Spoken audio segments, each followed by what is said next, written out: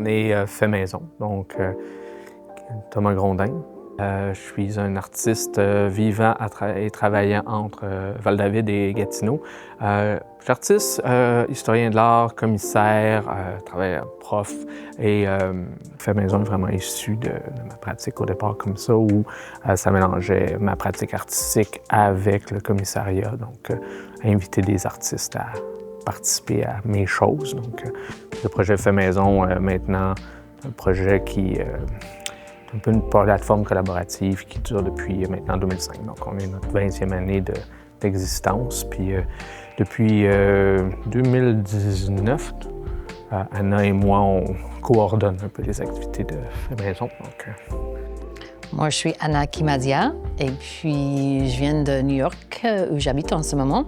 Mais je suis canadienne et j'ai rencontré Thomas à Ottawa en 2005, je crois, 2005. Bien, Anna est une des premières spectatrices de Fait maison, donc elle a d'abord connu Fait maison dans ce cadre-là. Sur Holloway. Mm-hmm. Puis il y a quelques années, Anna m'a approché en disant « Il faut qu'on écrive un livre sur Fait maison ». Puis on s'est fait un peu prendre au jeu. On a commencé un projet de livre, puis là, on a fait les tables rondes, les podcasts pour aller chercher de l'information, des documents, puis là, ça a fini par une invitation au commissariat, puis oups! Notre premier contact avec Winnipeg, c'est Théo Pelmush. Théo Pelmush, qui est un artiste qui vit et travaille à Winnipeg depuis plusieurs années.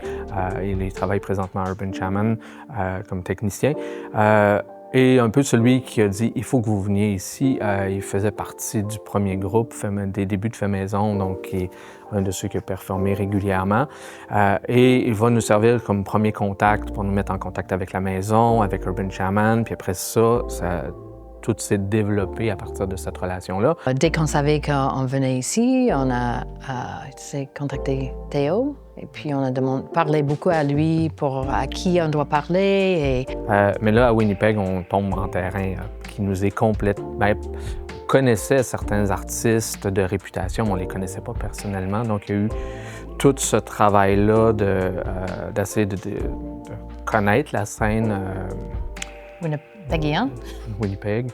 Et là, on s'est lancé avec la maison, avec Urban Shaman, qui est un partenaire là-dedans, à interroger qui on devrait rencontrer, aller essayer de rencontrer les gens que nous, on connaissait.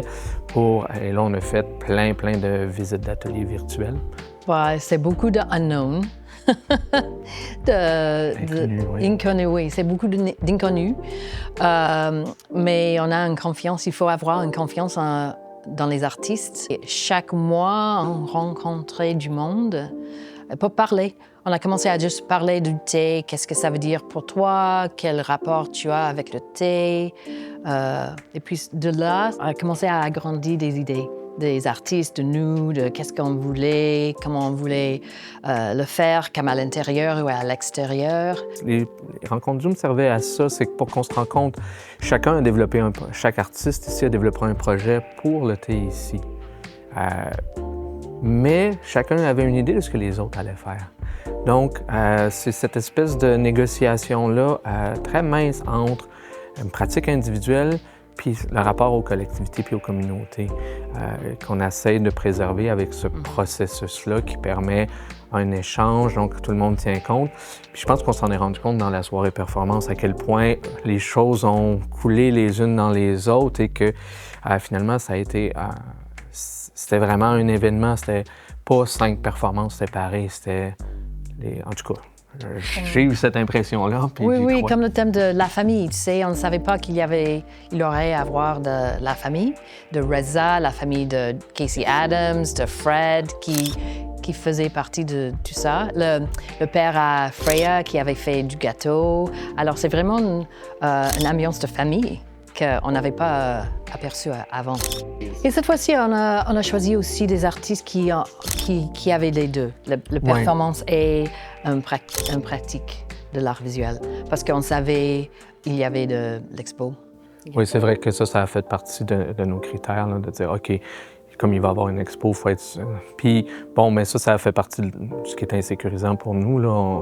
On connaît pas très bien les artistes ici, leur capacité. Fait comment on arrive à à choisir des artistes avec lesquels on va se sentir suffisamment en sécurité pour dire « OK, ben, vous pouvez faire ce que vous voulez, on ne veut pas intervenir trop fort dans les pratiques ». C'est toujours essayer de comprendre ce qui est là, aller à la rencontre d'une pratique, puis d'essayer de supporter pour qu'elle s'exprime à son meilleur. Il y a les restants des performances, mais ils ont tous été réaménagés pour que, quand on visite, on ait un autre rapport à l'expérience, puis qui devient pas juste un souvenir de la performance, mais une continuité de la réflexion sur les enjeux qui étaient traités dans les différentes performances.